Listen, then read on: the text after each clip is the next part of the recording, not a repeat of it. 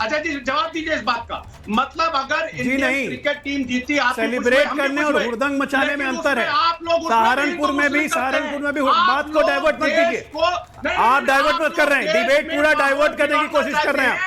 मैं आपका मकसद समझ रहा हूं, मैं आपका मकसद फराज भाई बहुत अच्छे से समझ रहा हूं। लीपापोती चालू हो गई।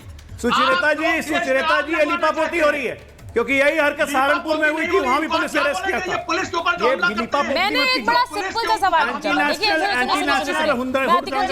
इंतजार कर रहे हैं। नहीं फराज साहब, मैंने ये कहा कि क्या ये जो भीड़ वहां पर हिंसा फैला रही थी, इन्हें देशद्रोही कहने का मादा आप रखते हैं? सवाल मेरा ये था। मैं वहां पर वो हिंसा देख रही हूं सर, जो घर जलाए गए, जो गाड़ियां जलाई गई, जो लोगों के रोते हुए वीडियो आए हैं जो कह रहे हैं कि हमने क्या किया था ऐसा कि हमारे ऊपर इस तरह की हिंसा बरपी। सुचारिता जी सुनिए, अब आप मादे की बात कर रही हैं तो सुनने का जरा मादा रखिए। हाँ। चाहे दंगा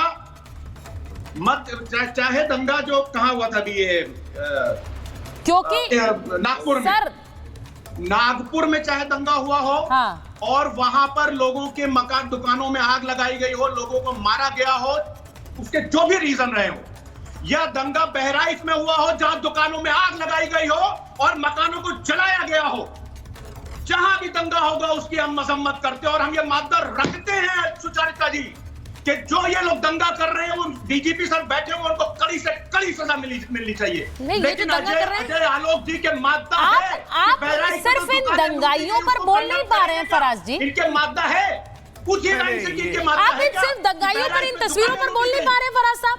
मैं तो जानती हूँ आप खरी खरी बोलते हैं, आज आप बोल नहीं पा रहे। आप कह रहे हैं बीजेपी के साथ मिलकर जो कर रहे हैं, ये जो लोग नागपुर में कर रहे थे, सिर्फ इन पर नहीं बोल पा रहे हैं। मैं एक बार अतिकुर जी के पास जा रही हूँ।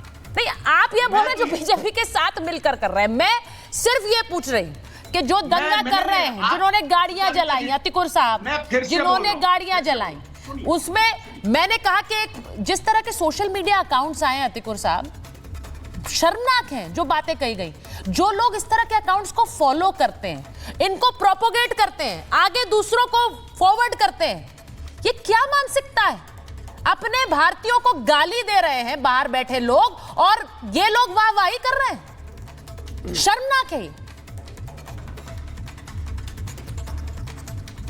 सुचारिता जी, मैं आपकी अदालत से गुजारिश करता हूं कि जितने भी दंगाइयों को इस तरह के वीडियोस में आपने चिन्हित किया है, उनको पुलिस ऐसी कड़ी सजा दे जो आगे आने वाले दिनों में ये एक एग्जाम्पल बन जाए और कोई हिम्मत नहीं करे इस तरह के दंगे करने में। अब आपकी तुच्छ अदालत के सामने अगर मैं उच्च अदालत का फैसला रखने का एक रेफरेंस देना चाहूंगा, जब सुप्रीम कोर्ट ने 3-4 महीने पहले हेट स्पीच के मुतालिक ये बात कही थी कि स्टेट डीजीपी बगैर सरकार की अनुमति के एक्शन ले सकती है। हाँ। तो हमारे माननीय विक्रम सिंह जी से मैं पूछना चाहूंगा कि हमारे मुख्यमंत्री ने जो औरंगजेब की कब्र को लेकर स्टेटमेंट दिया था, वो हेड स्पीच में आता है?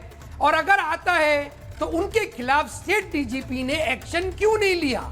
सुचारिता जी, मुख्य आरोपी अगर कोई है नागपुर वायलेंस का, तो वो हमारे चीफ मिनिस्टर देवेंद्र फडणवीस जी हैं। उन्होंने हेट स्पीच की, उस हेट स्पीच के बदअमल ये सारा के सारा वायलेंस हुआ। स्टेट डीजीपी ने सुप्रीम कोर्ट को फॉलो करते हुए स्टेट चीफ मिनिस्टर के खिलाफ एक्शन मैं भी एक बात बोलती हूँ, बजरंग दल ने जो प्रोटेस्ट आपकी उच्च सोच से जो उच्च वाणी मुझे सुनाई पड़ी, आपकी जो उच्च सोच से जो उच्च वाणी मुझे सुनाई पड़ी, उसमें औरंगजेब से प्रेम सबसे बड़ा, आपके हिसाब से औरंगजेब से नफरत सबसे बड़ी समस्या थी। जो लोग दंगा करने सड़क पर उतर आए, जिन्होंने गाड़ियां जला दी, वो समस्या नहीं थी, वो हिंसा भी समस्या नहीं थी, वो मानसिकता भी समस्या नहीं थी। ये उच्च सोच आपकी बता रही है। आपकी उच्च सोच ये बता रही है कि मुख्यमंत्री औरंगजेब के प्रति क्यों अपनी नफरत दिखा रहे थे, लेकिन दंगाई कुछ गलत नहीं कर रहे थे। अतिकुर साहब, महाराष्ट्र के लोगों ने हमारे चीफ मिनिस्टर को कब्रों को उखाड़ने या बनाने के लिए इलेक्ट नहीं किया है। महाराष्ट्र की अस्मिता, महाराष्ट्र के लोगों को अच्छी नौकरियां, उनको एजुकेशन और पूरे सर अग्रीड है बस अड्डे के ऊपर सर अग्रीड है। लेकिन सर जब आप ये बोलते हैं ना अतिकुर रहमान साहब, जब आप ये बोलते हैं ना तो आप डिफेंस दे रहे हैं, आप ये डिफेंस दे रहे हैं इन दंगाइयों को कि ये दंगा तो इसलिए हो गया क्योंकि मुख्यमंत्री ने औरंगजेब के लिए ये कह दिया था। अरे भाई औरंगजेब की वकालत करने के लिए बैठे हैं क्या आप ये मुझे बता रहे हैं कि दंगाइयों को कवर फायर कैसे दी जाती है? आपने मुझे ये बता दिया दंगाइयों को कवर फायर कैसे दी जाती है। डीजीपी सर उनका सवाल आपसे था, आप जवाब देना चाहेंगे? केवल एक लाइन में सुचरिता जी, मैं अतीकुर रहमान साहब की, फराज साहब की बड़ी इज्जत करता हूं। ये बड़ी माकूल और इंसाफ पसंद बात करते हैं। हमारे ना इत्तेफाकी औरंगजेब और उसकी क्रूरता से है और हमेशा रहेगी। लेकिन अतीकुर रहमान साहब की बात मैं ये कहूंगा कि किसी की कब्र पे या किसी की लाश की बेहुरमती नहीं होनी चाहिए, और अगर बेहुरमती होती है तो वो मुनासिब नहीं है। हम लोग फांसी में भी चलाते थे, बाद में लाश पे, हत्यारे की बलात्कारी को बाद में लाश को सैल्यूट करते थे। वो ठीक है, उसने जो किया उसकी सजा उसको मिली, लेकिन लाश की बेइज्जती करना ये सब समाज। हम तो पाकिस्तानी सोल्जर्स को भी मारते थे, लेकिन बड़ी इज्जत के साथ, एहतराम के साथ उनकी लाशों को वापस भी करते थे। तो ये एक चीज है, हमारी नाइत्तेफाकी पाकिस्तान के दर्शन से हो सकती है, औरंगजेब की फिलॉसफी से है जो कि हमेशा रहेगी, उस पर माफी को कोई खाना नहीं है। लेकिन औरंगजेब और औरंगजेबियत दोनों में फर्क समझ लें। लाश किसी की भी हो, बेइज्जत करने का हमें अख्तियार नहीं है। मेरा सिर्फ छोटा सा यही एक मसला था।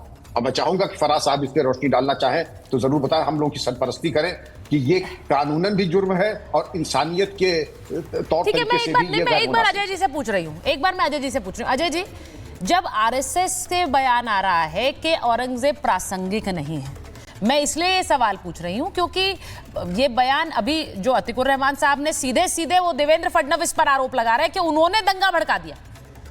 औरंगजेब पर बयान देने की क्या जरूरत थी? आरएसएस कह रहा प्रासंगिक नहीं है औरंगजेब। आरएसएस बिल्कुल सही कह रहा है, औरंगजेब प्रासंगिक नहीं है क्योंकि इस देश के 99% मुसलमान कन्वर्टेड है, हिंदू से कन्वर्टेड होकर मुसलमान बने। मुगल की औलाद नहीं है इस देश के मुसलमान। इसी बात की लड़ाई हो रही है कि औरंगजेब को अपना आदर्श कैसे मान लिया, अपना आराध्य कैसे मान लिया। मीर बादशाह औरंगजेब, पता नहीं क्या वल्लाह सल्लम क्या क्या उनको नाम दे रहे हैं। औरंगजेब से इस देश का मुसलमान अपने आप को आइडेंटिफाई कैसे कर रहा है? लड़ाई तो इसी बात की है। मैंने आपको ओपनिंग में बोला था कि बातचीत होगी, सब कोई गंगा जमुनी बोलेंगे, उसका लगाने लगेंगे फिर गंगा जमुनी तहजीब के नाम पर पॉलिश, और उन दंगाइयों को डिफेंड करने के लिए। आपके तीनों प्रवक्ता हैं जो विपक्ष में हैं, किसी ने एक लाइन में कहा कि ये जो दंगाई हैं इनको इतना मारना चाहिए कि इनका दिमाग सही हो जाए, एक भी नहीं बचना चाहिए, और ऐसे ऐसे लोगों को चुन का आइडेंटिफाई करना चाहिए समाज में। नहीं कहा। क्यों? इनको लगता है कि सारा समाज ऐसे ही यही सोचता है। इनको ये लगता है इस देश के मुसलमानों की बेइज्जती करते हैं ये लोग।